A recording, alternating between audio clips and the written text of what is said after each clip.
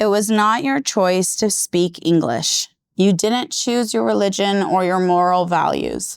They were already there before you were born. We never had the opportunity to choose what to believe or what not to believe. We never chose even the smallest of these agreements.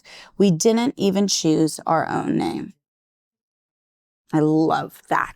How did you feel the first time you read that? Oh my God, my brain was like exploding. Okay, the big question. How did the Four Agreements by Don Miguel Ruiz change your life? I mean, I'm Chris Collins, and you're watching Books That Changed My Life. This week, we're joined by singer, songwriter, and actress Hayley Kiyoko. She's here to talk about the book that changed her life, The Four Agreements by Don Miguel Ruiz. So we're here to talk about The Four Agreements by Don Miguel Ruiz, the book that changed your life. I'm curious what other books were in your mind when we asked you to pick one. I did think about Rick Rubin's book, A Creative. The Creative Act? Yeah, Creative Act. I whizzed through it. I was devastated when I finished the book because I just wanted to keep reading. It made me feel so centered. But The Four Agreements was the OG for that feeling of just, when you read and you just feel so centered and you feel comforted. Those are the feelings that this book has given me, and then also the Rick Rubin book. So I was toying between the two. Yeah, nobody's done the Rick book. They haven't. Did you see my collage in the hall? I mean, I saw a lot of collages. I took that book and made a collage. Oh, no, I haven't seen that. Because it's literally by my bedside. It's named after a Marcel Duchamp lecture that he gave in Texas. And we have one of the largest collections of books on Duchamp. Oh my gosh, really? So there's kind of a tie there. I'll have to check that out. Yeah, I loved the, just like when he called artists or being like a sensitive antenna. I really resonated with that because I feel like my sensitivity is my biggest strength and my biggest weakness. And so I'll have to come back and talk about that book next time. But this was the original of Rick Rubin for me. So are you kind of insinuating that you're an empath, like you feel things very deep? Yeah. And so then you have to have boundaries? Yes. How old were you when you figured out you had to have boundaries? Or are you still figuring that out? I'm still figuring. I think the people-pleasing part of it is the thing I'm trying to deconstruct right now. But I think in my 20s, when I found this book, it was the first time I realized that I was in control of my thoughts, my anxiety, the messages I was sending myself and to others. And this book helped me take accountability for what I can control. And I think in my 30s now, it's just been about boundaries of like who gets access to your energy and where you put your energy. Yeah. And that's a hard thing to figure out. Yeah. So you grew up here in LA. Yeah. What did your parents do? My mom's an ice skating choreographer and my dad was a stand-up comedian. What? Yeah. What was that house like? Very chaotic. How many siblings? I have an older sister and a younger brother. And so you're in the middle. I'm the middle child. So a comedian? A stand-up comedian. So is dad kind of like wanting attention all the time? Yeah, he loves, that's probably where I get my like enjoying attention is from my dad's side. He is so funny, loves to make people laugh and feel good. So like that's what he leads with. And my dad was doing comedy, and then him and my mom would switch off. I'd have them like every 2 weeks because they both were working so much. And then my mom is honestly a badass in the ice skating industry. She's like in the World Hall of Fame. She's in the Canadian Hall of Fame. She choreographed for Michelle Kwan, Scott Hamilton. She left high school at 17 and joined the Ice Capades and then became the director of the Ice Capades. So I grew up in a very artistic household. Like my childhood, instead of being at playgrounds, I was in an ice rink. And I was going through the costume designer's space and picking up scraps because they said we could pick up any scraps on the floor. And we'd have a collection of who could get the best fabrics and designs. And it was a lot of playtime and keeping ourselves busy because my mom was always working. So did your parents stay together or? They're still together. Oh, that's so sweet. I know, they're really cute.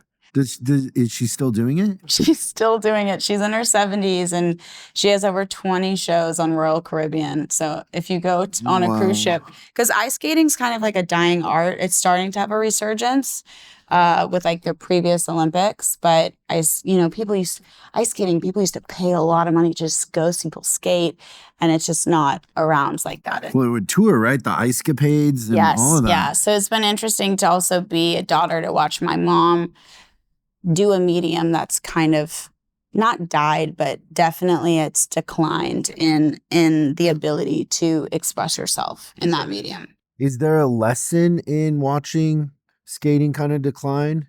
I think I grew up craving stability because my parents were both artists and freelance, and work would come and then work would go, and there were ups and downs. And I think watching my mom in a medium that is not as alive as it was when she started, it definitely is just a reminder that things are fleeting, and to be present and to enjoy the moments of creativity as much as you can. It's funny, like when you tell your parents or people that you want to be an artist, so many times people go, the greatest success is to continue to be an artist for as long as you can in the industry. And I never really understood that until 20 years in. It is so hard to continue to pay your bills and be able to support yourself as an artist and be in this industry and be able to have longevity. With the industry constantly evolving, you also have to evolve as well. So do you ever find yourself in a place where you're like, oh, why did I do this? Like I knew it was like this growing up, and now I'm doing it. I definitely have taken the harder path, and my body and my mind are pretty tired. I just don't know any other version of myself that isn't trying to express herself and communicate to her younger self. I started writing music when I was 8 or 9, young, because I didn't have anyone to speak to about how I felt. I didn't know how to process these emotions that I was feeling. I knew I was queer. I knew I was other. I was biracial growing up in a predominantly white community. And so creating art was my survival. I don't know any other worlds where I'm not trying to communicate with my younger self. So it's like survival. Yeah. It would be like cutting off your oxygen in a way. I think so. I don't know any other version of me. You were going to be a lawyer. I did want to be a lawyer, but I never did anything about it. I also dreamt of being a surfer and not just being able to vibe out and chill and be centered and be on the beach all the time. But I can't even pick up a surfboard. So do you think you're a workaholic? I think I am driven by proving to myself that I'm worthy. So therefore, I work immensely hard. And when I do something, I want to do it at the highest possible level, because I think growing up, not knowing my future, not feeling hopeful for my future, not having access to representation, and the ability to really dream big for myself, I'm always raising the bar with everything that I do. So yes, I'm probably a workaholic. And so that's a great thing, and then probably also a scary thing. Yeah, burnout is real. I mean, I've been sprinting for 10 years to get this movie made. It hasn't been it's so interesting. I don't think people realize how hard it is to get a movie made. You're not just sitting at home waiting for someone to read the script, waiting for someone to set up the meeting. You are out there trying to connect the dots, trying to find somebody to do a pitch. You're creating a pitch, you're rewriting the script, you're reimagining the script with the money that you're able to find. You're just constantly on the run and on the go. And that's been, Girls Like Girls has been my life for the past 10 years. So it was a song, book, and it's a song, music video, book, and a movie, and now it's an album. Yeah. So that's a long time. Yeah. That's a lot of work. Yeah, it's definitely not been the easiest road. I mean, each one of them are completely different in so many ways, and then similar too. Yes, exactly. They're all very similar. They're like siblings, and they're all extremely different mediums. They're not similar enough that it feels like it would be easy. No. It's also never easy to do something you've never done before. I think I think that, like, as opposed to being a workaholic, I think I crave trying new things. I like trying something I haven't done before and seeing or proving if I can do it and if that's within my wheelhouse. Yeah, it's good.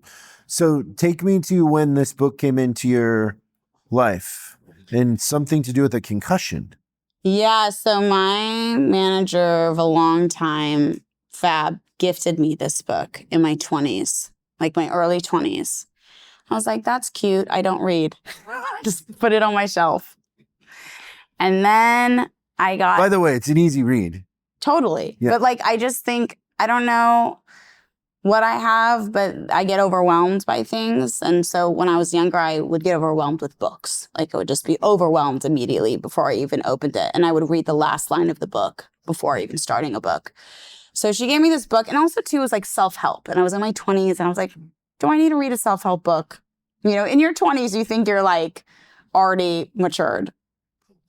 And then I had a really bad concussion in 2016. So I released Girls Like Girls in 2015. Okay.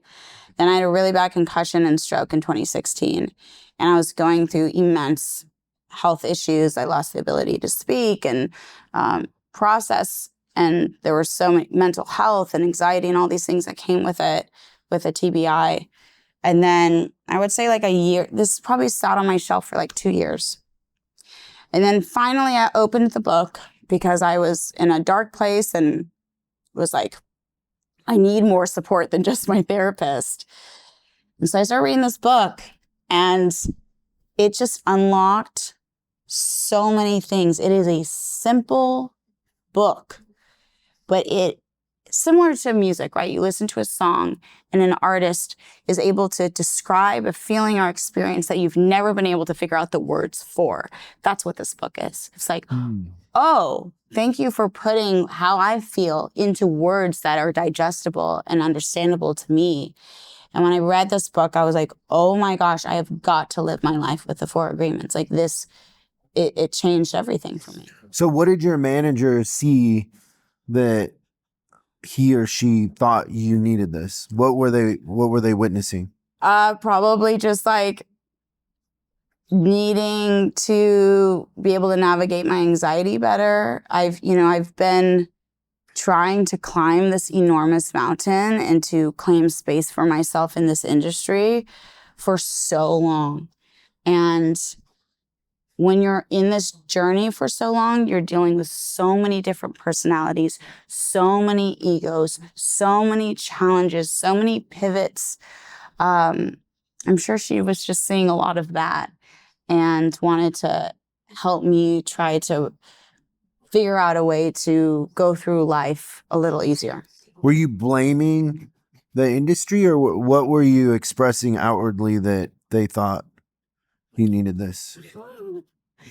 I don't know. You would have to ask her. I mean, I think I take things personally.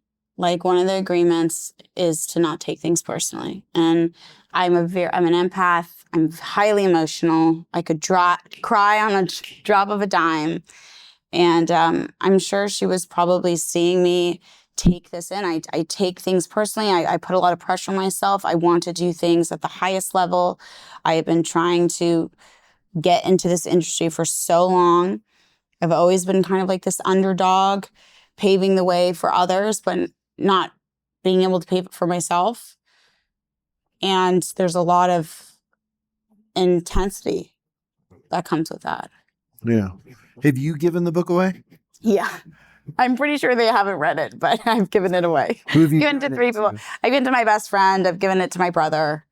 Because it just changed neuropaths in my brain of like, oh, like one of the agreements is being impeccable with your word.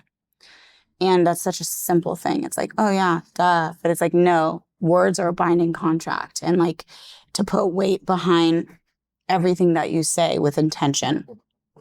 And that's like a rule that I follow and has helped me so much even as a director. say what you mean and mean what you say. And think about the words that you're saying to somebody and mean them. We can't control other people's emotions, and hurt people. And there's so many bullets that we're dodging and darts that are coming our way from other people's experiences. But what I control is how I treat people, how I speak to people, how I speak to myself. If I make a mistake, taking accountability for that, and just really using words as truth, because that gets really messy. People say things that they don't mean. And then they go, well, why didn't you understand what I said? I actually meant this. And it's like, but you didn't say that. You said this. And so it causes a lot of confusion. And when you're in the industry, there's so much communication. There's so much team building. There's so much collaboration. And, again, as a director, having a crew of 100 people, you have to be intentional with your words. What is the energy you want to achieve on set when you're directing? You try as best as you can to create a safe space and to create a community of people that are working together for a bigger cause. I think everyone who worked on Girls Like Girls, knowing it took 10 years for me to get this movie made, knew that this story was not about us. Our talents are in service of this story, but this story is going to help so many other people see themselves in this film. And we had to work our butts off to make sure that this story existed at the highest level possible. And so my job as a director is to check in with the heads of departments, making sure they have what they need, making sure they're collaborating with me and vice versa. We're communicating. Then they have 6 people under them. It's a lot of communication, and it's chaos. Like my film, we had 23 days. And sometimes you have 10 minutes to get a very emotional scene from a young actor like Maya DaCosta, who was 18. And then you've got 30 people staring at her, and then you got to move to the next location. And so there's a lot of teamwork involved with that. Okay, so the 4 agreements are the one you just mentioned: be impeccable with your word. Mm-hmm. The second one is don't take anything personally. Mm-hmm. The third one is don't make assumptions. And the fourth one is always do your best. Mm-hmm. Is one of those your favorite more than another? I mean, I think being impeccable with my word is number one. I think they go in order. Like, I also think not taking things personally. It's so easy to take things personally. And the reality is everyone is the main character of their own story. And it's hard to not take things personally, but really how people, like when you're in a calm, loving state, you're going to be calm and loving to someone else. And if you're in a frantic state, if you're stressed out of something that you've gone in a car accident, you walk in, that's going to affect someone else's energy, but it has nothing to do with you. And so that was a really important lesson to learn. Even though it's super simple, it's really hard to follow that rule. And then I love don't make assumptions. It really helps me with my communication skills. Don't assume someone means something else when they say this. Whatever they're saying, that's what they're saying. And if you're confused, ask. Like, hey, I don't want to assume when you said this, is that what you meant?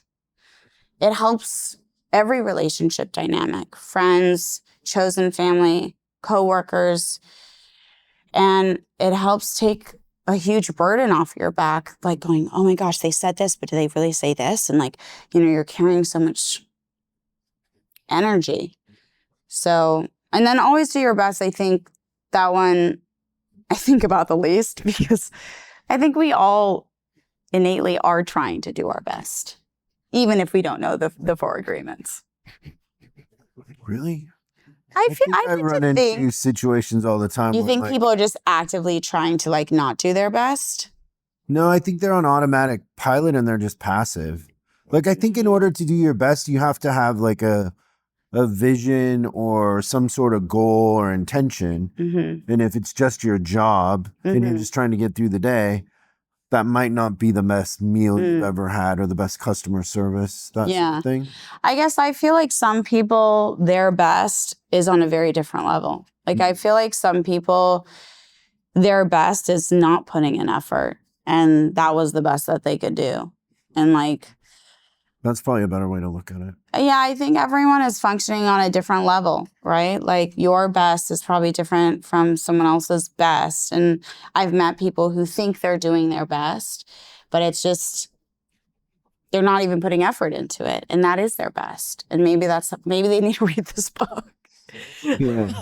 Or the, you know, the analogy of the 4-minute mile. Nobody had thought you could run a 4-minute mile until somebody did it. And then a bunch of people did it because there was an example of it. Yeah. I mean, I feel like that's my life. I feel like that's Girls Like Girls. It's like, if seeing is believing, if you see someone do it, you go, oh, wait, I can do that too. And especially in media, like when I think about being able to buy a ticket and see myself reflected on a big screen and seeing my love story reflected on a big screen, I never got to see that. So therefore, or I didn't have access to see that. And therefore I believed that I was never going to find love, that I didn't know how long I was going to live on this earth. I didn't think that I could be a successful person in any medium because I would see so much backlash for so many people who were trying to live their authentic truth. Yeah. What is that like to be kind of the one breaking through the glass a little bit, in the sense that you're an example for other people to, you know, be inspired and think bigger and think more of themselves? What is that like for you? How does that feel? It's lonely.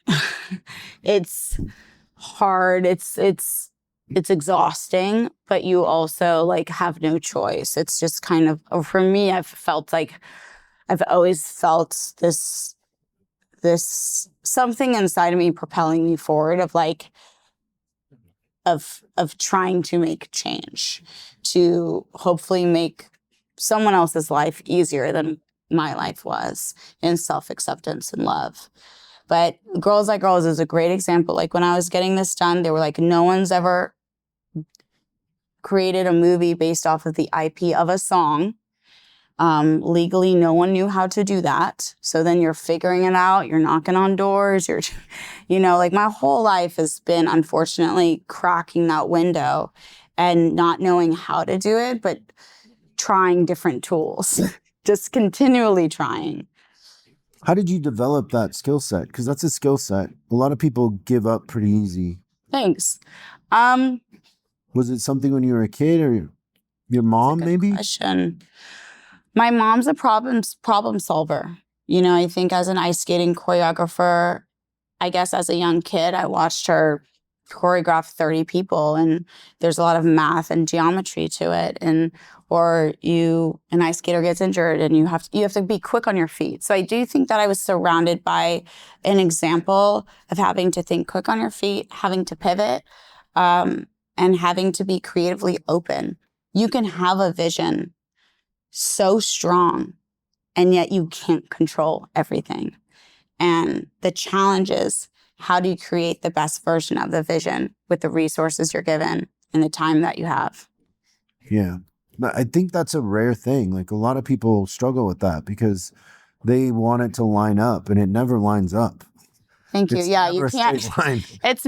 You're never ready too. Like I remember when I finally got the green light, and again, didn't know if I was going to get a theatrical release. Didn't know. There were so many unknowns. And I remember it was like, well, I either say no or I go make this movie and I figure it out.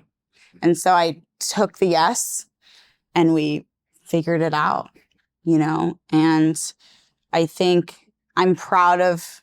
It is scary. I'm not going to act like the things that I've done have been remotely easy, and it's very uncomfortable. Like I get choked up thinking about it because it's so scary to do something you've never done before. It's scary to put yourself out there in a vulnerable way. Like I'm out here going, hey, my story matters. Therefore, millions of people will see themselves through my story because we haven't had this story.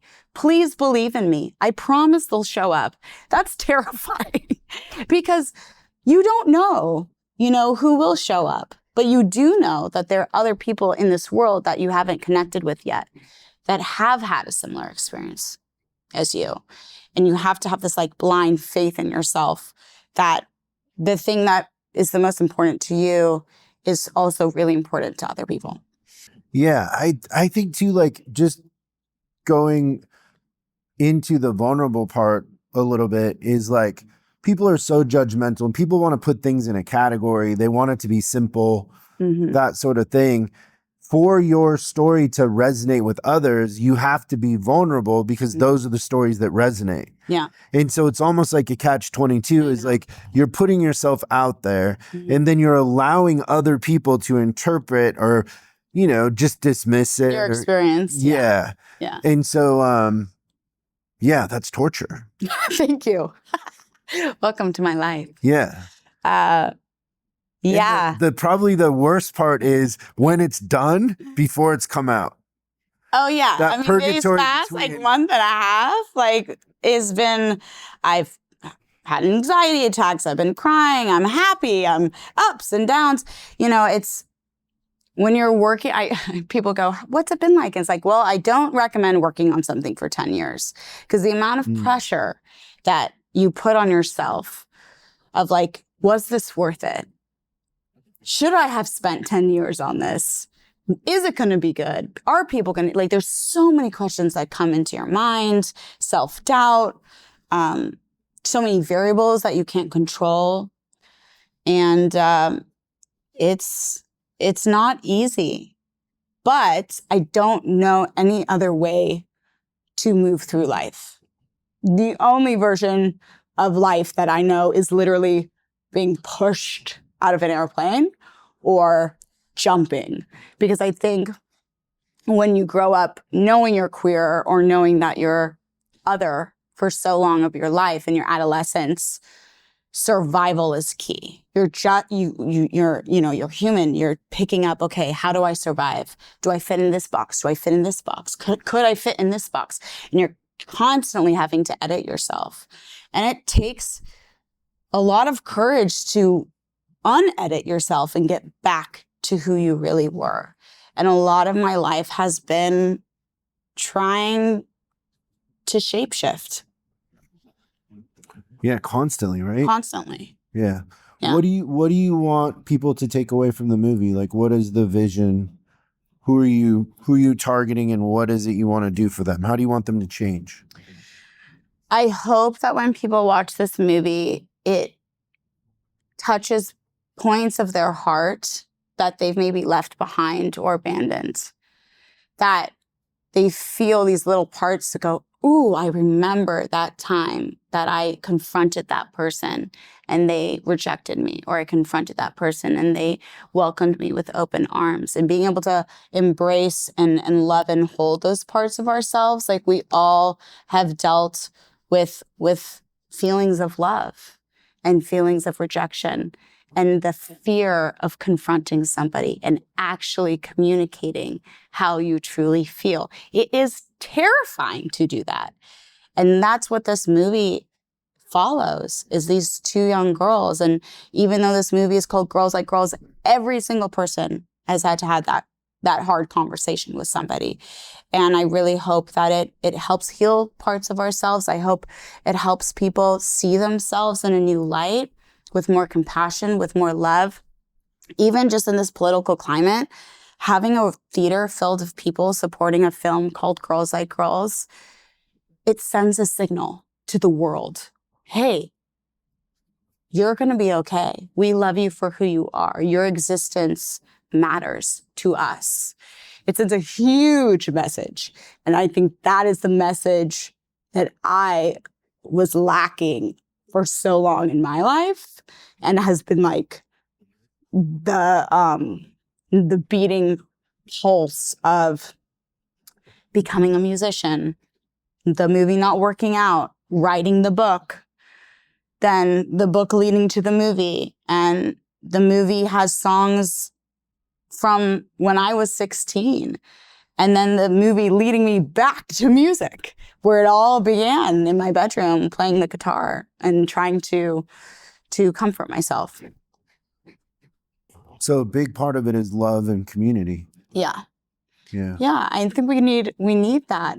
There's so much hate and isolation in this world, and it's really sad that it takes 10 years to have a underrepresented story being told, and I'm grateful for this moment. I'm grateful that we're having a theatrical release, that we're being supported in a big way. This is a big moment for my community and for everyone to just show kindness to one another and to inspire adults to parent their kids with unconditional love and being like, hey, we love you for who you are.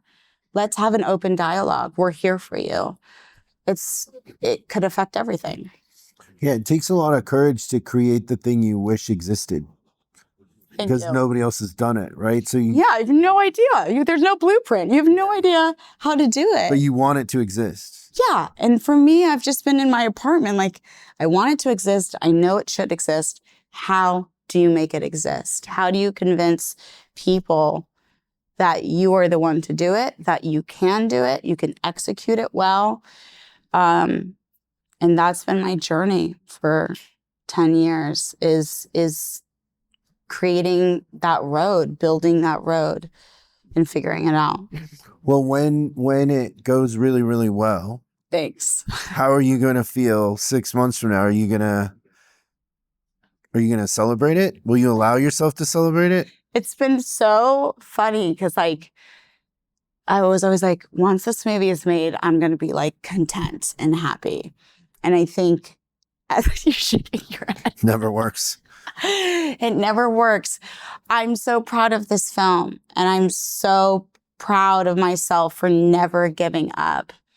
And also, it feels like just the beginning. Like, I want to direct more. I want to create more hopeful queer stories in TV and write more books. Like, there's so many things that I've wanted to do, but the first is always the hardest. The first, you can't have a second without a first.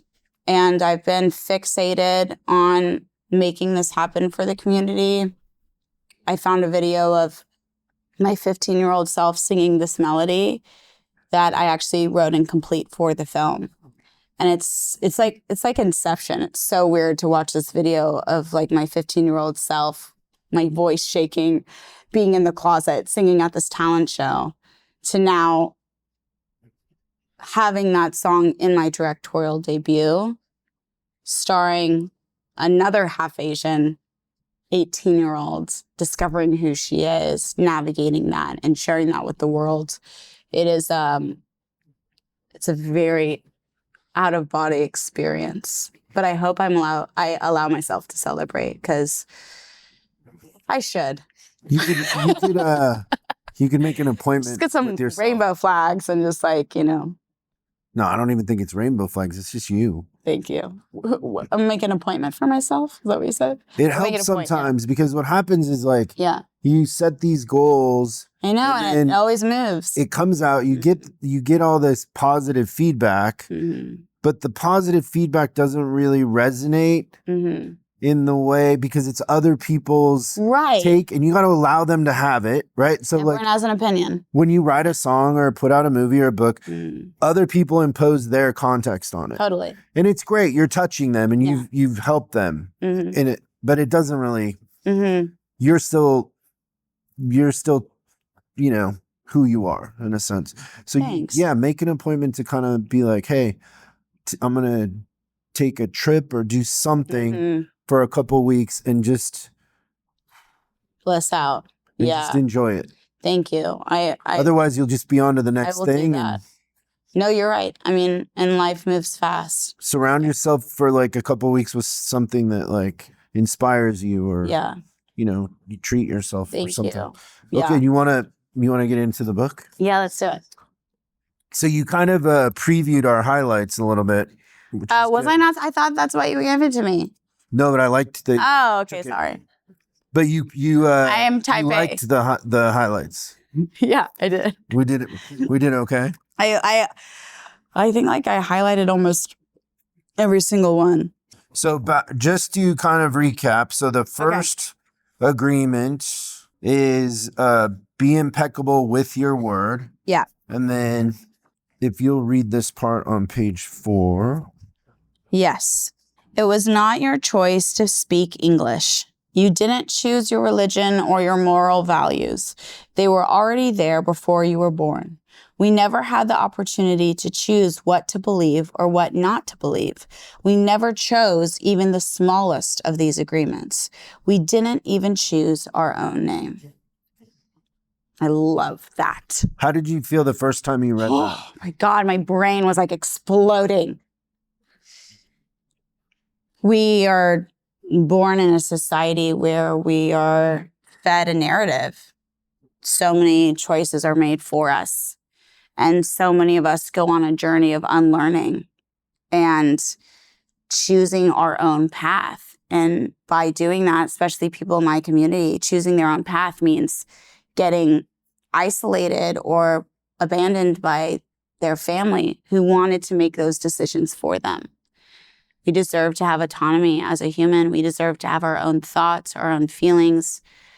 We deserve to be able to choose how we want to live life. And I remember reading that paragraph and I was like, oh my gosh, everyone needs to read this book. Yeah, we're very mimetic. Like we're just copying and we're trying to fit in. We're trying to get approval. Mm-hmm. But that in the end can make it that you're living somebody else's life. Literally, I think probably 65% of the world is probably living somebody else's life. And it's the people who choose to have their own life who are met with challenges and broken relationships and having to navigate the reality of someone saying, I love you, but not really loving them in the way that they deserve. Yeah. The first time I kind of like had a situation when I was a kid, I was pretty young, is I had these two brothers that I would play with, and they were a different religion. Mm-hmm. And my parents told me that they were going to go to hell because they weren't Christians. Mm-hmm. And I just remember crying and being so upset that my friends were going to go to hell. And your heart was like, I just want to be friends with these people. Yeah. And someone's telling you that you can't. And then I was like, well, wait, how do we know? What if we're going to hell and they're right? Yeah. How do we know that we're on the right side? Like, God doesn't, you don't meet God. Like, it's all based on assumptions. Don't make assumptions. Yeah. Goes back to one of the agreements. Oh my gosh. That makes me sad. Oh, I was so upset. Well, but it was good because it made me question authority at a pretty young age. Yes. And I was kind of like, I don't know about all this. Right. Okay, I think this one's really good. So on page 14, if you consider hell as a state of mind, then hell is all around us. Others may warn us that if we don't do what they say we should do, we will go to hell. Bad news. We're already in hell, including the people who tell us that. Yeah, I mean, just look at the world right now, right? It's just divide and I love the line, others may warn us that if we don't do what they say we should do. Mm-hmm. It's like so fear-based. It's like, hey, if you're not who I say you are, then you're in trouble. And so many people live with that rhetoric and have to, if they're brave enough and courageous enough, challenge that. I think too, for artists, and tell me if this resonates with you, the worst version of living in hell is living somebody else's life and not being able to create. Exactly. I agree. Like one of the things you've kind of expressed so far is you like new experiences. You like to challenge yourself. You even said like jumping out of the plane. Mm-hmm. Like if you were living what other people expected you to do, I would be so miserable. That's how. And I probably wouldn't be here, honestly. Yeah. I feel the same way about that. Then on page 17, this is why humans resist life. To be alive is the biggest fear humans have. Death is not the biggest fear we have. Our biggest fear is taking the risk to be alive. The risk to be alive and express what we really are. So breaking away from the herd. Yeah. In that way. I love that. I love that as well. Like our biggest fear is taking the risk to be alive. It's so scary for so many people to live their life. It's simple as that. Go live your life. Live the life that you want. It's terrifying for people. Mm-hmm. And when you don't have an example of that, right? You see people miserable living someone else's life or not breaking that cycle. It's really hard to imagine that that it's possible, which goes back to representation all over again. Yeah. One of my favorite like thoughts is that the fear of success is worse than the fear of failure. I think fear of success hurts more people than the fear of failure. Mm-hmm. Because people, one, they don't understand what success is or what it looks like. They don't have an example. Like just, off the cuff, people that grew up in homes where the parents always argued, they don't really have an example of a healthy relationship where two people are rooting for each other and accept each other the way they are. And so they don't know what success is. Right.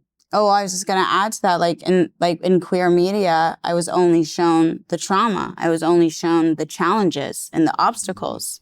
So I didn't know what success looked like. I didn't know what a happy ending looked like. I'm engaged. I never even imagined what a wedding would be like because it wasn't even legalized at that time.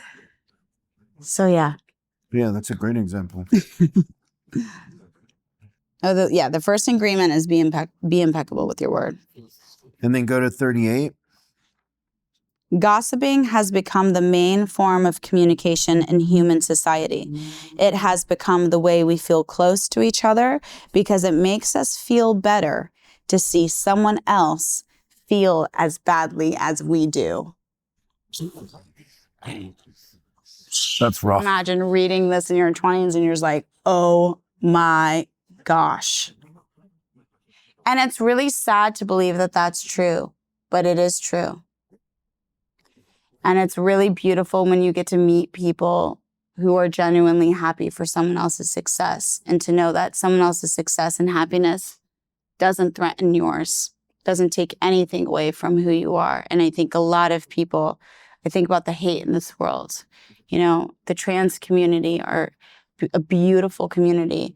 They just want to live and be happy and be who they are and be safe to do so. Their happiness doesn't take away from any heteronormative happiness. Have you had to move away from friends that weren't really celebrating your success as you kind of grew up? I don't think it was like celebrating success, but I think as I've gotten older, I crave people who make me feel seen. And the people who make me feel the most seen understand how hard I work, how hard it is to do what I do, how I put everything I have into what I do. And for them to see that and acknowledge that makes me feel loved. You know what's funny is I thought you said sane, not seen. And I was like, you're not sane. I didn't say I was sane. I didn't say I was okay, Chris. That makes more sense. I'm not okay. Then page 48, the question is, how did this idea change you? Nothing other people do is because of you. It is because of themselves. All people live in their own dream, in their own mind. They are in a completely different world from the one we live in. When we take something personally, we make the assumption that they know what is in our world, and we try to impose our world on their world. Yeah. I love that. I think, again, it's like, oh, my world is different from your world, and how you're carrying yourself is through the lens of you. And also, I can't make an assumption that you also understand my world unless we're having a conversation about that. It also kind of forces you to try to see it from other people's point of view, not just your own. Yeah, like, hey, maybe this person is hurting people because they're hurt. They're feeling scared. They're feeling maybe worried about, stability or whatever they're dealing with. And maybe their actions have nothing to do with mine. But it's hard. It's hard in the moment. It really is. Yeah, I think you intuitively get this, though, because when you were describing, like, you have 10 minutes to get this shot and an actress that's got 20 people watching, and you're like, go. Yeah, totally. And that's why I think kindness is so important to lead with, because all of our energies intertwine with one another. And I mean, even sitting down here with you, like your energy is like, oh, I feel safe. I feel safe to be myself.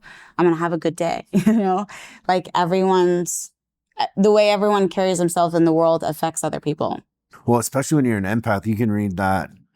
Yeah. I feel it all. Yeah. Yeah. So if it's not good, it's gonna make you feel very unsafe very quick. Yeah, well, it goes back to like the Rick Rubin book of just having a sensitive antenna. Like I can feel it all, and I have to remember that I don't have to take everything on. Yeah, that's good. That's hard to do. It's so hard, and when you're a director, people are having mental breakdowns. They're quitting. They're rejoining. They're feeling stressed. The AC is broken. Like there's so many elements, and you can't take things personally. You have to go, hey, we're here to do something for the community. It's bigger than us. We need to collect our thoughts and get it together and make this happen because we have a young star needing our support. Yeah, that's great. Okay, 68. We make all sorts of assumptions because we don't have the courage to ask questions. These assumptions are made so fast and unconsciously most of the time because we have agreements to communicate this way. We have agreed that it is not safe to ask questions. We have agreed that if people love us, they should know what we want or how we feel. When we believe something, we assume we are right about it to the point that we will destroy relationships in order to defend our position. The most attractive trait in the world to me is accountability. It is so hard for people to take accountability. It's scary, but it's so important. So many people will destroy relationships to prove that they are not wrong. And I think that can harm a lot of people. I think about even just my community and people who aren't accepting of their own children. It's like they're so afraid to be wrong. Just be like, hey, I didn't react the way I was supposed to. I want to learn more about you and your community. And I want to show up for you. And I'm sorry that I didn't. That is so hard for people to say. Yeah. And that to you, that's accountability? I mean, I think accountability can come in many ways, but I do think taking accountability of like, hey, this is how I acted and I hurt you. Yeah. It's important. It's funny, like there's kind of two themes you keep coming back to is communication and accountability. Yeah. And they're kind of one and the same in some senses. What does accountability look like to you? How does that feel for you? There's this doctor in the 50s and 60s that researched personalities. Mm-hmm. And he was just trying to figure out different traits that made people successful and happy versus unsuccessful and not happy. And was there a correlation, right? Like, could you be happy and successful? Mm-hmm. Like, do they go hand in hand? And he found one thing in our personalities, which he titled locus of control. Where do you locate control?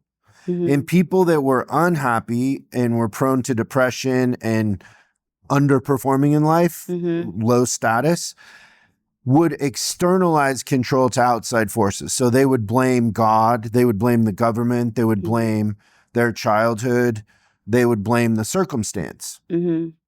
And people that had an internal locus of control would blame themselves. Mm-hmm. And they would focus on what they could control. Mm-hmm. And they did all these studies on high school kids, and the kids that were like, hey, I want to go to college, or I want to go to this specific college, or I want to play football, mm-hmm. whatever goal they had that came with a very strong intention, mm-hmm. forced them to develop an internal locus of control where they were going to figure it out no matter what. There was a drive, an intention. Mm-hmm. People that externalized control and didn't take responsibility for their actions or accountability, most of the time had some sort of learned helplessness where they just didn't believe it mattered if they tried. Mm-hmm. Or anything would change. They stay the same. It's like a stagnant energy.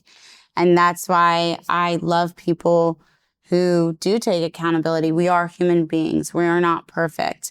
But accountability is the ability to move forward and to not stay stagnant. Mm-hmm. And so many people are just stuck because they're just so afraid of being wrong or misguided or whatever it is. And they blame everyone before they look at themselves. Yeah. Mm-hmm. That's and it's fascinating. interesting when you start to focus on the things you can control, Mm-hmm. that ends up just being your perception of everything. Like, of course, there's things you can't control, Yeah.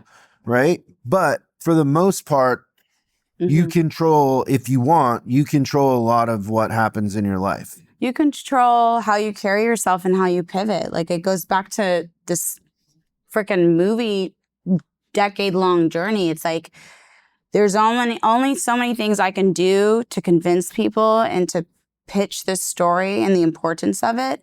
I don't have control.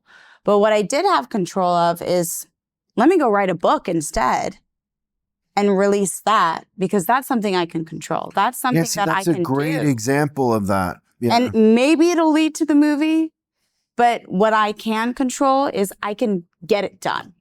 I can create it and make it good.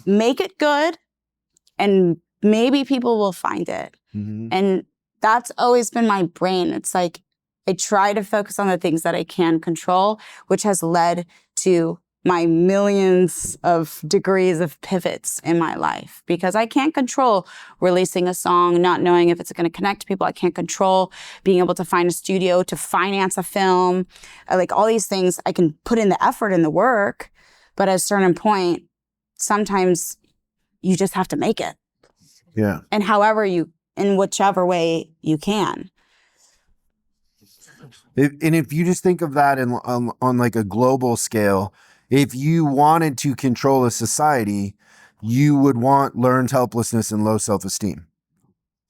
So you'd want people confused. You'd want them to feel like if they did something, hopeless, your vote doesn't matter. Fearful. You can't change it. Yeah. They're living in this state of fear and victim mentality. And then the learned helplessness takes over and you do what you're told. Blame it on everyone else but yourself. Yep. It's the other party's fault. Yeah. Oh yeah. So, okay. So this one is great too. And kind of back to what I was saying about intention, like you had an intention, and that intention inadvertently makes you take responsibility, because otherwise you won't get anywhere if you don't. Right? Because you have to do something about it. Mm-hmm. So action is about living fully. Inaction is the way that we deny life. Inaction is sitting in front of the television every day for years because you're afraid to be alive and to take risk of expressing what you are. And I would contend that inaction is a decision as much as action.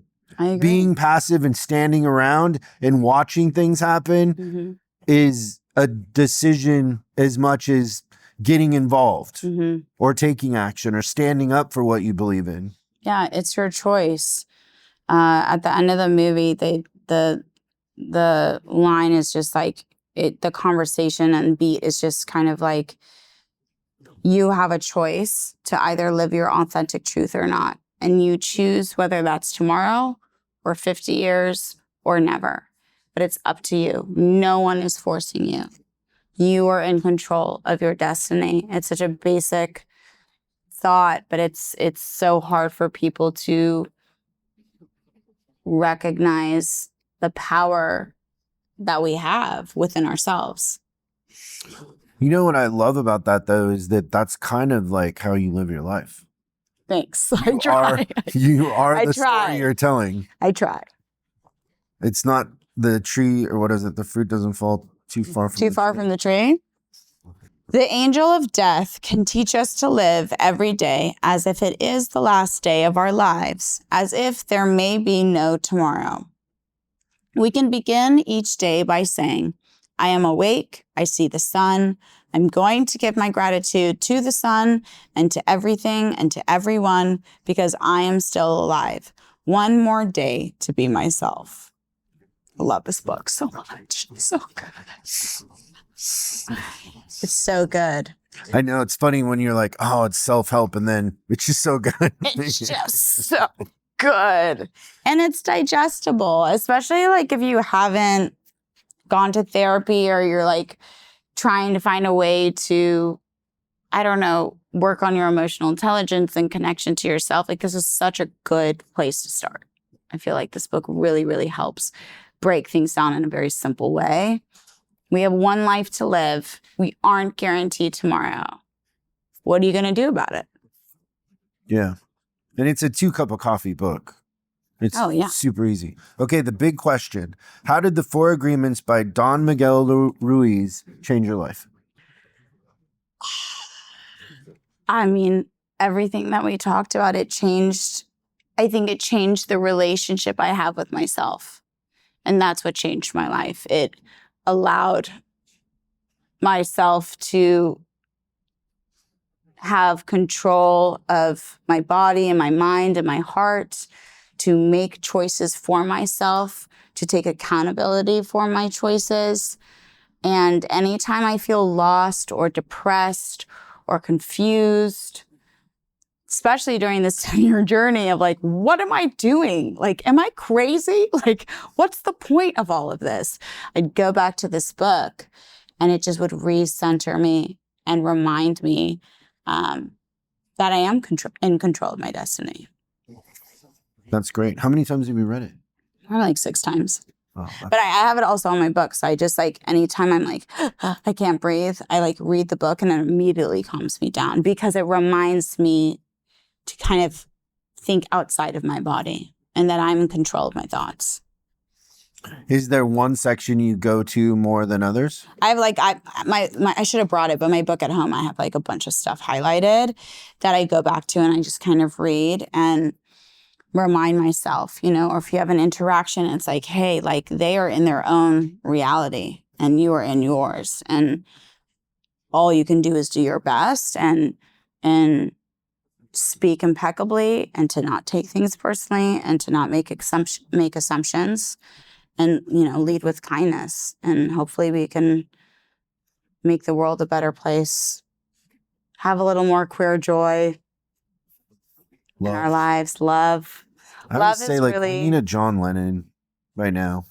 Yeah, we don't have a John Lennon. I know. We do need that. We gotta let love rule. We do need to let love rule. And I think even writing this movie and making a hopeful queer film, I realized how hard it is to make a story hopeful because it's so easy to focus on the trauma and the hurt. And it's harder to figure out a way to see the hope in things that you've never seen before. Yeah. Okay, so now talking about Girls Like Girls, song, music video, book, now movie. Mm-hmm. What is your process for writing? Do you have like a specific place, a ritual? How do you do it? I mean, there were so many different iterations of writing, like, you know, writing the song in 2015 and then writing the book. My ritual, I don't really have like an OCD ritual or anything. I write in my office. I like silence. I need silence because I need to be able music, no TV, nothing. I get very distracted. I cannot have like a conversation close to me. So I can't go to a cafe. Like I have to be in absolute silence so I can hear my thoughts and speak to myself fully. And then I normally do like long periods of writing. I can't I'm very when I'm doing something, I have to do that. I can't do anything else. I can't multitask in my different mediums. Like I can't be on tour writing or I can't be writing and then doing a music meeting. Like it has to be writing and that's it. So you lock the door. I lock the door and write. And then how long will you go? Like if you really hit a vein, what's the longest you've written for? I mean, I would say like 6 hours is normally. I love a 12 to 6 situation. So what happens in the morning before the 12?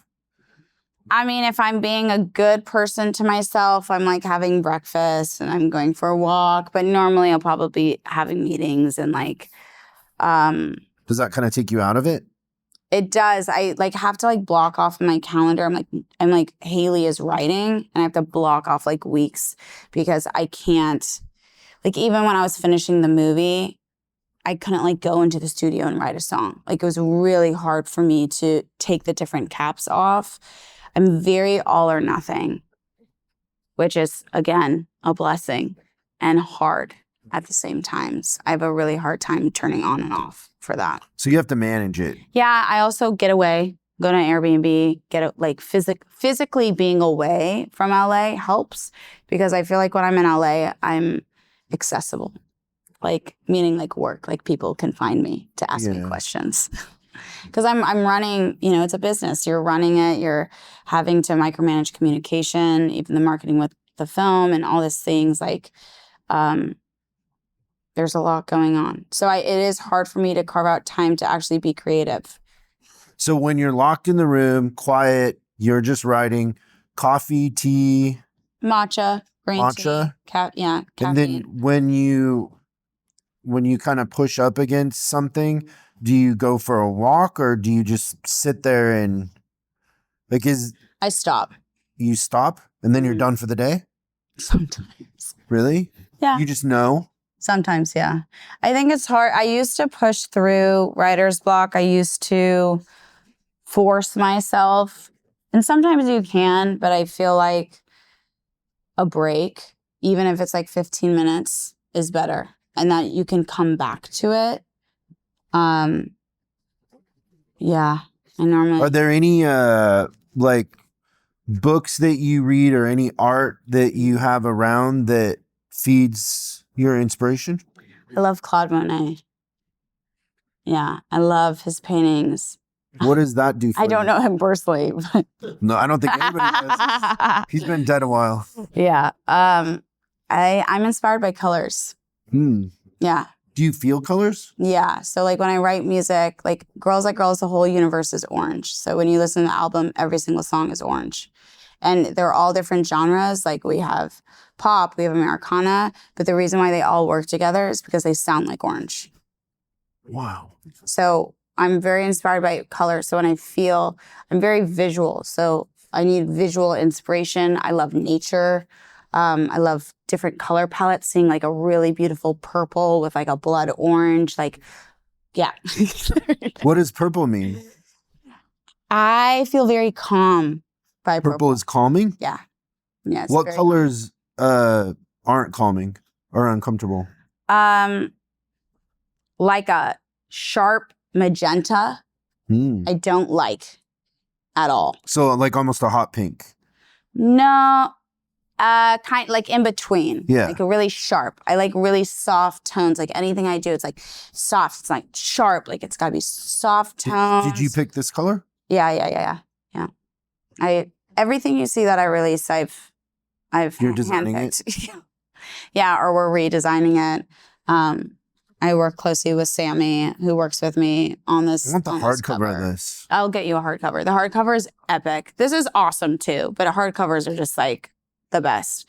But yeah, color's always been my inspiration. And like even my first album, I'd look at different like Claude Monet paintings and be like, okay, I want this song to feel like this, or I want this song to feel like this color. And it's driven by color. Yeah. That's fascinating. I mean, if you watch the movie, you'll feel that. I want people to feel safe when they're watching my films, and color dictates how people feel and how they react.